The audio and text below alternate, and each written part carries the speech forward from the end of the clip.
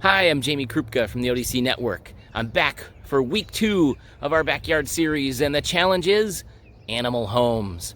We're going to go exploring to see what we can find. Things on the ground, things in bushes and trees. Who knows? Let's see what we can find.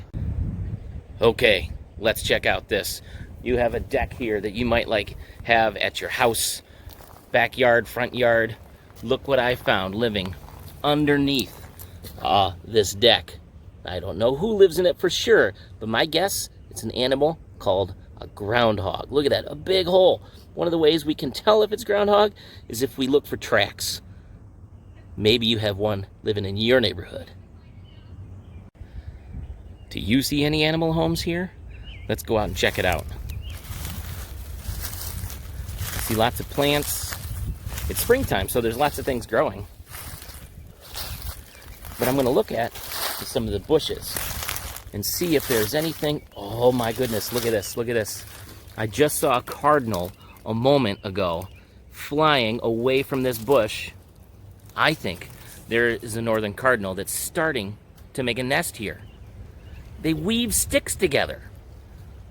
You can tell a particular kind of a nest by looking at how it's made. So one, I just saw a cardinal flying away from here. Two, I could actually get out a field guide and look closer at how the nest is made, where it's made, what materials are even used in it. Could tell me the species, even if I don't see the bird. So look at that. Let's back off again so we can see how well hidden in that tree that cardinal nest was. Super cool. All right, you remember last week how we looked under things. We were looking for invertebrates last week. What was one of the best places to look? Under stuff. Let's check out this stick right here on the ground, an old log. Maybe there's an animal home underneath there. Oh my goodness. Look at that. So we have roly-polies. We have worms. We have a millipede. This is a great home. Oh, look at that, right there on the log even too. Oh, cool. Slugs. I bet you they're slimy. Let's touch one.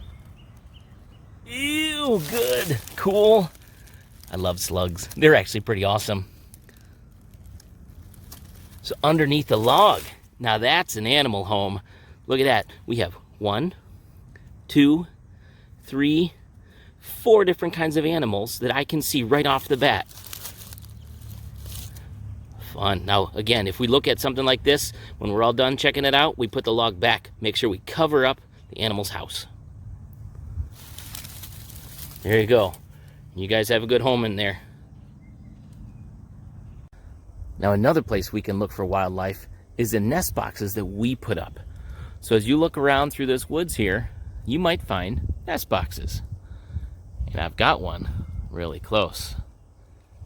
That's called a Peterson's bluebird box. And I think somebody's living in it. Look at how the hole has been chewed bigger. I don't know who's in there, so I'm gonna knock first. You always knock when you go visit a friend's house. You always knock first, right? So let's open up the box and see if we can find any evidence of the animal that was using this. Oh, look at all those seeds. I think, oh, look at that. I think there was a chipmunk or a squirrel living in here. Oh yeah, look at that. That's gray squirrels. Gray squirrels that are the ones that take a walnut and chew it open like that. Cool. Now when you look for animal homes, you got to look all around. We can look down. We also have to look up. You never know what you'll find looking up something like a tree like this big white pine here. Now I don't see any nests in there, but it doesn't mean an animal isn't using it for a home. One of the things I can look for to help me decide if there's an animal living in there is looking for scat, the poop that might be on the ground under the tree that tells me somebody has used this tree for their house. Thanks for exploring with me today. I hope this gets you inspired to go and see what kinds of animals live in your backyard. Good luck in this week's challenge.